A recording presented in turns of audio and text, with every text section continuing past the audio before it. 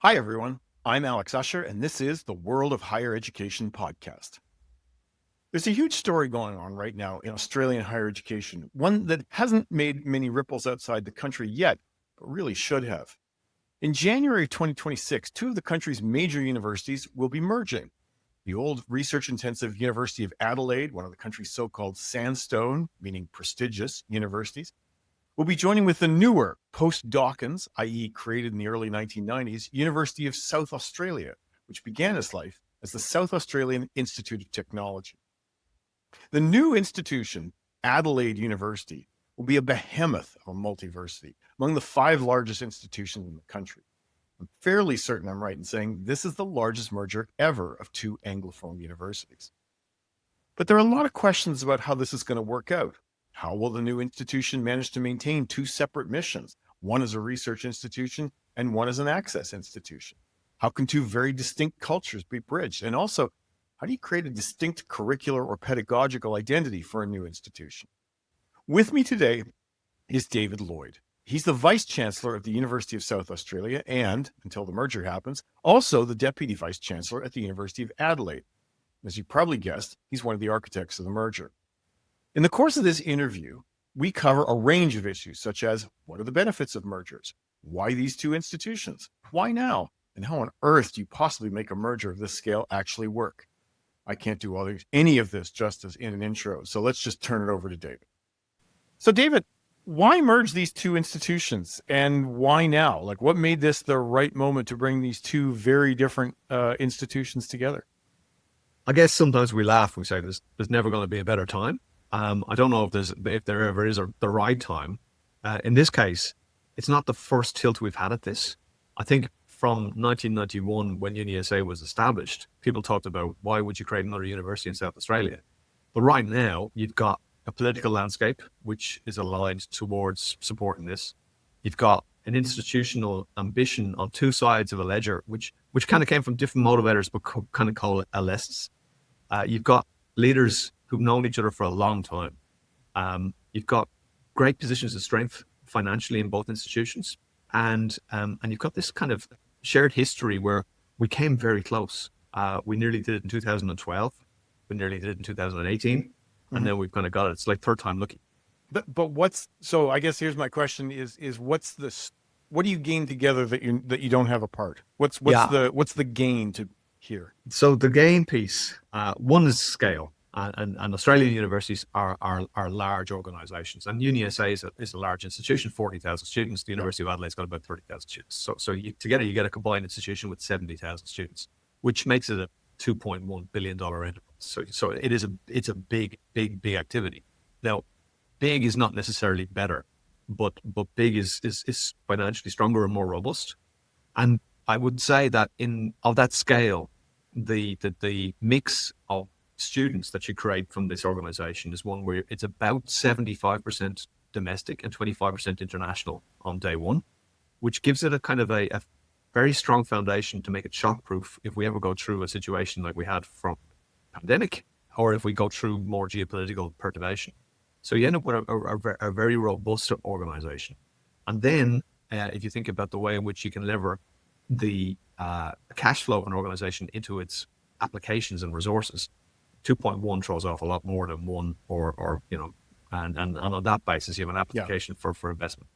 So you said this isn't your first go at this, right? That this is actually at least the second that I know of a time that this has been considered. But so take us back to presumably at some point after 1991, people started to really say, as UniSA grew from being, an old technical institution into what it is now, there would have been various points where people would have said, "Hey, there's gains to be had from a merger." So, how did for over a long period of 20 or 30 years here? What are the big turning points? Like, what were the points where the light went off and people said, "Aha, we should definitely do that"? I think in the origins of the institution in the 1990s, when the policy came through in the Hawke Labour government at the time in Australia, and John Dawkins was the Minister for Education. And the notion of the creation of these new institutions was something which went across the country. In the formative time, there were faculties and activities in what would have been an Institute of Technology and a College of Advanced Education. And it became almost like a shop around where people said, well, these things could go to University X, or these could go to University Y, or we could put them together and create a new university. And in South Australia, it became a new university. So it went from a town that had two institutions, which had an old established sandstone in the University of Adelaide and Flinders University, which was a 1950s construct, to suddenly having this new kid on the block in 1991, which became a very, very quick challenger to the other two. It had a large share of the domestic market. And the participation agenda, the driver for participation in Australia, was to try and increase tertiary attainment. And so a lot of people who'd never gone to university suddenly had access. Then you play out over time. You get to 2012. And in 2012, there was a desire by, at the time, the two institutions, the University of South Australia and the University of Adelaide, to do this. It didn't get up for all sorts of, I would think probably local small considerations. And Peter Hoy, who's my co-vice chancellor at Adelaide University, was the vice chancellor of the University of South Australia at that time. And Peter chose to leave. Okay. He left and went to run the University of Queensland. Yeah. And I was recruited to run the University of South Australia after that particular manifestation of the desire, if you like. And I came in to an institution which had thought about merging, had moved some way towards merging, but didn't merge. Mm-hmm. And 6 years later, in 2018, the same kind of conversations were coming up again. And they tend to come into the cycle of when there's a change in leadership. Because when a vice chancellor exits, people go, oh, well, we could hire a new vice chancellor, or we could put the universities together, which is a very, very simple way of looking at this. Mm-hmm. But and in 2018, there was one of those changes as well. And we went a far way down the road to explore the merger. And the University of South Australia in 2018 withdrew from the actual conversations. We did a public exploration, and we said no. And we said no because of the business case. We couldn't see what was being articulated at that time as being something that would actually take the goals and ambition of the institution we wanted to be to where we thought we should be through the overhead of the creation of that new institution. And then it settled down again. Then we go into what we talked about earlier on, the conditions that make it right now. And I guess we could talk a little bit about some of those. Well, let me just ask you before. The way you've described that, why, from the University of South Australia's perspective, why is Adelaide the right merger partner? Why not Flinders? Yeah. No, it's a really good point. So I can tell you that in the various machinations of the past, and I've been here now for 13 years, there have been times when I thought to myself, you could actually end up with a very quite a different landscape in South Australia, where UniSA and Flinders would deliver something which would be a kind of a young type university, which would be pitted in the domestic market, if you like, against what would have been an older established University of Adelaide. And you can get a differentiator in a local marketplace.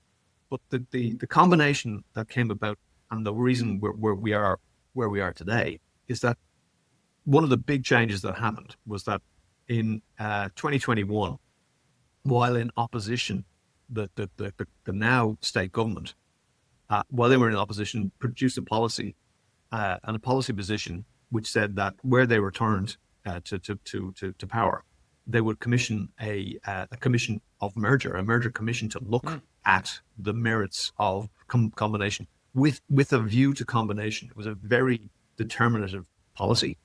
And so they'd said, in 2018, they thought it was a missed opportunity, and they were going to do a process by which they determine what should happen next, which makes it an interesting position for a university to be in, because you have a kind of an external body that might say to you, you've got to merge, and you have to merge with this institution or that institution. So you've got a loss of autonomy and a loss of control in that situation. But what was really interesting about that policy position was the stated ambition to have a university that ranked sustainably in the top 100. If you go back to the combinations of the institutions, the combination of a UniSA Flinders institution would not be capable without a significant uplift in its investment to move to a sustainable position at the top 100. But a UniSA University of Adelaide one would. And so some of those things become determinants of the path you might take. Interesting. So I'm just thinking there's one other country that's really moved in this direction, which is mergers specifically with the point of getting institutions in the top 100, and that's France, right? Yeah, So, yeah. and you've seen a lot of it in Strasbourg and Paris-Saclay and those kinds of places. Did you spend much time looking at the do's and don'ts from the French experience or any other international experience in mergers? We did spend some time. We The jurisdictional variability in the amalgamation of institutions is quite significant. The institutional creation piece that we looked at, with kind of a weather eye on how to do it, was the creation of the University of Manchester. But like that's quite a long time ago now. When we looked at the French one, the French approach seemed to be to put a veneer of amalgamation across that's a number of fair. institutions, and to drop a kind of a cash bundle on top of it to make the veneer coherent, which is almost like a system. You create an amalgamated system, but not an amalgamated institution. And for our perspective, I mean, this is a non-trivial exercise that we've undertaken. And we didn't want to just kind of have an umbrella that said this is a merged university. We wanted to create a new university. And the conditions of entry to the process from the University of South Australia were very clear. We will create a new university, and that new university will have its own mission, it'll have its own purpose, it'll have its own structure, and we'll do all of those things. So the French one didn't really do that. The lesson from the French approach was that if you put a veneer on something, and if you're Paris-Saclay, you can become a young university, which is quite an interesting piece. The Sorbonne is a young university again. And that to me was an interesting reflection of how these things are perceived. So we felt if we did it really well, did a really integrated position, well, then we'd have a young university, a new university, and all of that kind of establishment, I guess, pedigree behind us as well. So David, I assume, I'm not sure exactly the process that you use, but presumably there's some sort of letter of intent or a memorandum of understanding that says we're going to do this, we're going to be serious. How does the planning process unfold, right? Like, you've done the initial feasibility, you've assured each other that you're in good faith here.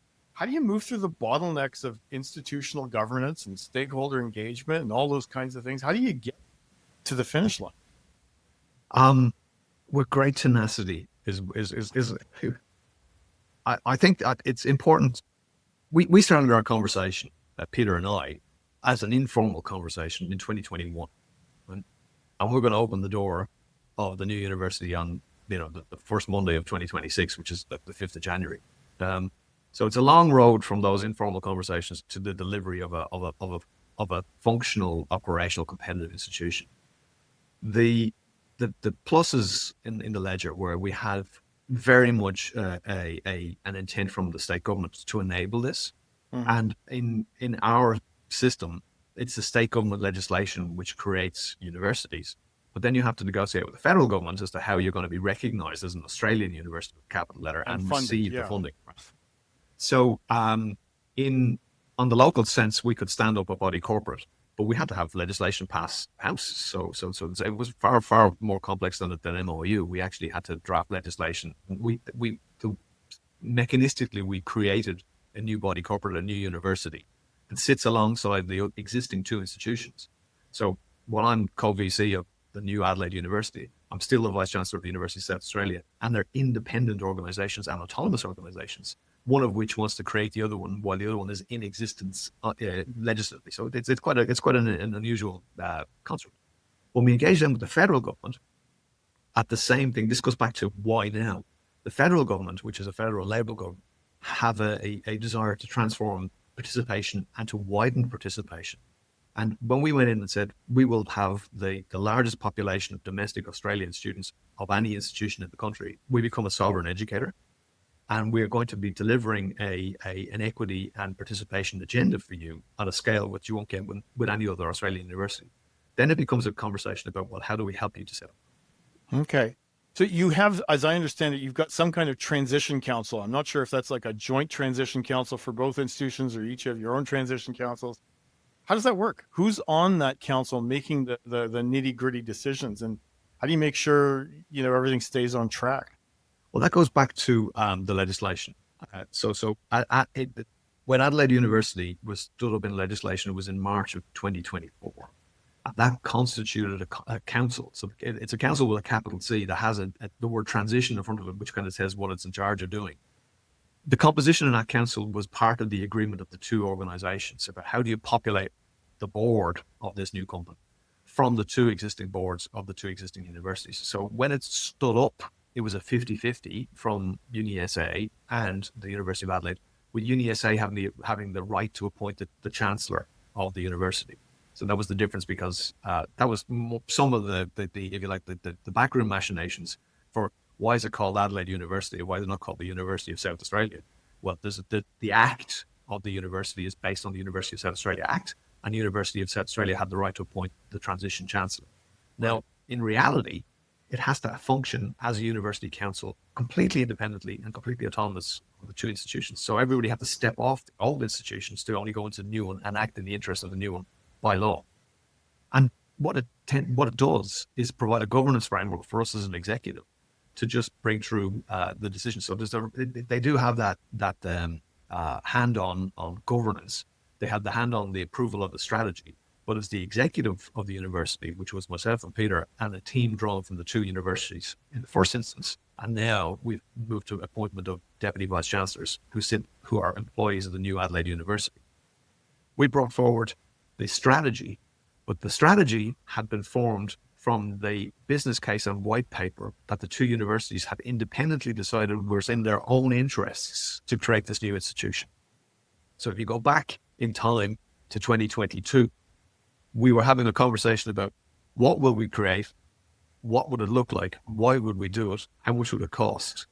We interrogated that into a solid business case and a rationale to do this. And then we translated that into a strategy to be deployed in the interest of the institution, which runs not just from its inception in 2024 in legislation, but actually runs all the way to 2030, which is when the institution will reach its goals that we said we wanted to have a steady state university of scale that does all the things we want in terms of a for-purpose, accessible and excellent institution. So one thing that's really struck me about this process, looking at it from 8,000 miles away, is it seems to have been remarkably smooth. I mean, mergers, often cause turbulence with alumni communities that, and I don't, understand the geography of Adelaide very well. So, sometimes, if one part of town gets some things and other parts don't. But also the fact that this is an institution where there's a lot of overlap in terms, I know you have different origins and different, stories, and you have different specializations, but there's still some overlap in terms of departments and programs. And that's often where the biggest banging of heads happens, getting people to play nicely together. But you seem to have managed that. What's the secret here for a smooth merger? The glib answer, Alex, is third time lucky on one level. It's not. As I said, it's not the first rodeo. It's not the first time this has been considered. So there's a certain amount of inevitability in the way in which we presented that there's a policy position, there's legislation, there's a government behind this. So it became, and that's only going to get you so far, because people will go into the trenches and dig in, and you could have, as you say, a significantly turbulent time on the way through if you just said, we're going to do this because we were told to do this, and here we go. What we had were two universities who had gone through their own internal process of interrogation, through their academic boards, through their senates, to say, the creation of this thing is actually in the interest of our individual institution and in the interest of the state. And we will act in best interest of the creation of this new thing from two different perspectives, because, each institution had its own view as to what it would get when it ceased to be and becomes this new institution. It's that there's a baton pass here between both organizations to the new organization. But when we went about the mechanics of creating the content, we said, well, this is not just a lift and shift of the activities of both organizations into this veneer or umbrella. We determined that we would actually create a new structure. We determined that we would actually deliver a new curriculum, and that we would scaffold in the content of all of these programs through an Adelaide University future lens, not the past of UniSA or the past of the University of Adelaide. And what was remarkable, and I think fortuitous, and so you go back to like what could people learn from this? When we bring the two faculties of, two marketing teams from the schools of marketing, and we say we want you to articulate a new curriculum, you get the best of both, and there's no sense of loss, and there's a great sense of academic alignment in the creation of that new product. And we did that for everywhere where we had competing common programs. We've got 2 business degrees, we've got 2 law degrees, we've got 2 science degrees.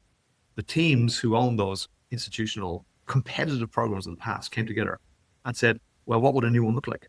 When we started not with the past, we started with a blank piece of paper.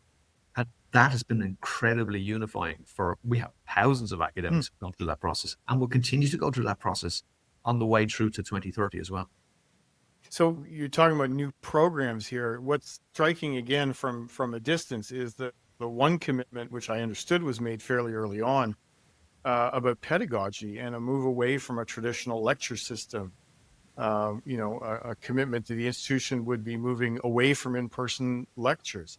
Have I got that right? That's the plan.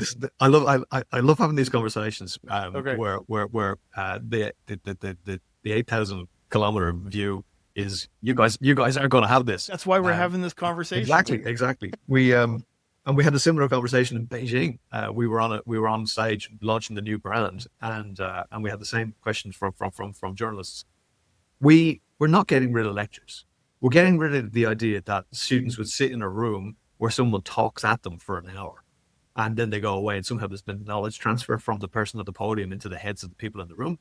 We are going to have a kind of a more rich, engaging experiences in the classroom, which will be face-to-face. But the pre-reading, the pre-rec, the pre-preparation will be the delivery of online content, which we'll expect the students to have done as part of their prep for that workshop or that tutorial or the way in which they're going to engage in a didactic fashion. But similarly, that core content which is delivered online is being structured to be consumed as online content in and of itself. So if you're not in South Australia, you can engage with that across the whole of Australia or internationally as well. So it's flipped classrooms at scale. Yes, yeah, exactly. Okay.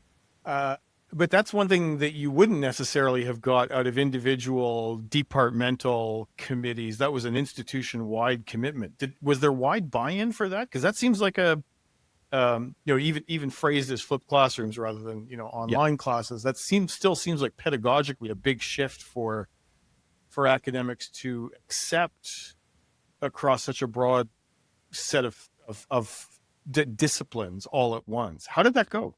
Yeah, I guess in a post-COVID era, the experience that everybody had through pandemic, which is you can go online and you can do it well or you can do it really poorly.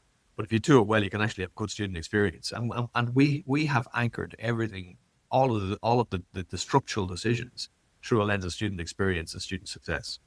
So the evidence base that we have for the actual student satisfaction levels in well delivered structures like that is that if you scaffold it up properly, the students actually have better experiences than they do in many of the actual face-to-face old traditional lectures. The UniSA, you go back to this rationale of the strengths of the institutions. UniSA in 2018, we created a division called UniSA Online. Times Higher have said now to us it's number 1 in Australia for online education, and we're top 10 in the world. So the engine of creation of content and the pedagogical rigor behind that is very, very strong. You start to layer that into an institution which has got the generational pedigree and reputation for academic excellence that the University of Adelaide brings to the new Adelaide University, and you have a really interesting mix of things. Plus, it's not a holus bolus kind of sweep of everything that happened before. The content is still owned by academics. It's being created. It's how it's being curated into the presentation for the online presentations is institutionally, if you like, the curation is institutional, but the ownership is still at the academic. Got it. We're 7 months away, a little more than 7 months away from opening day. 2 questions. I mean, what are you looking forward to the most out of this? And what do you think institutions from outside Australia? What's the global implication of all this? What lessons do you think other people will want to take from it? Yeah. The first part of that, I mean, for me, this has been a near 5-year journey to get this institution open. And I think that my daughter is she's going to transition from she's just finishing a diploma with the University of South Australia at the moment. She's going into her degree just in the next few weeks. She starts a mid-year entry, so she'll enter the University of South Australia just as it ends, and she'll exit from the Adelaide University when she finishes her degree. Touch wood, in 3 years' time.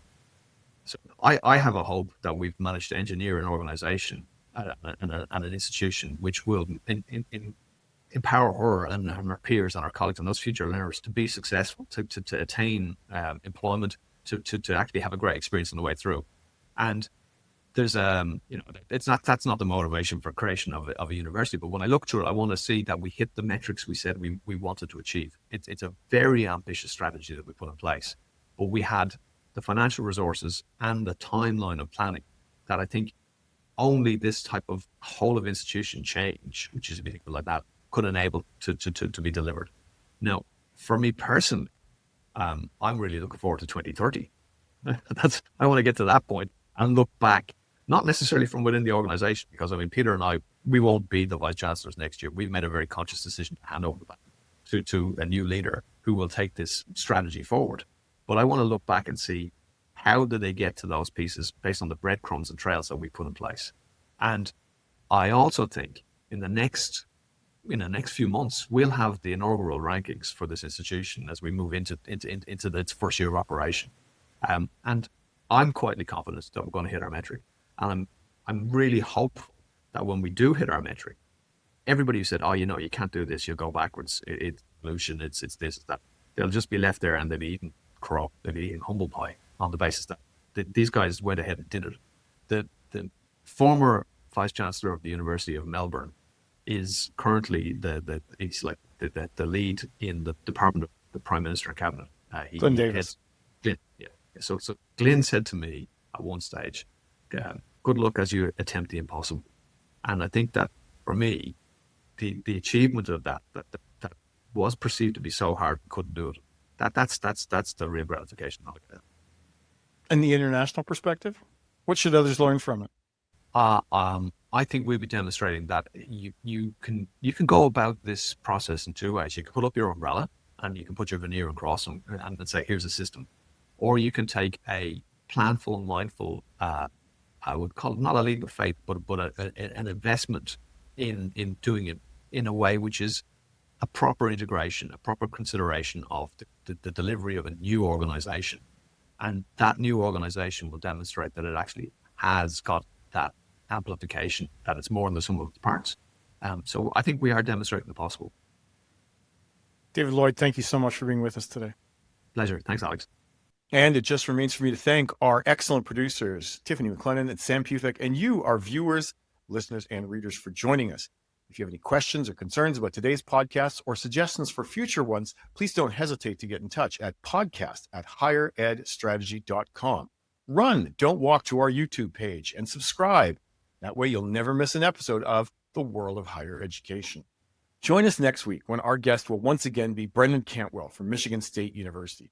You may remember him as the podcast guest from last fall, who presciently suggested, based on a close reading of Project 2025, that a second Trump administration might move the Republicans from a position of performative culture war with higher education sector to one of active sabotage and destruction. And we'll see whether he can resist saying, I told you so. Bye for now.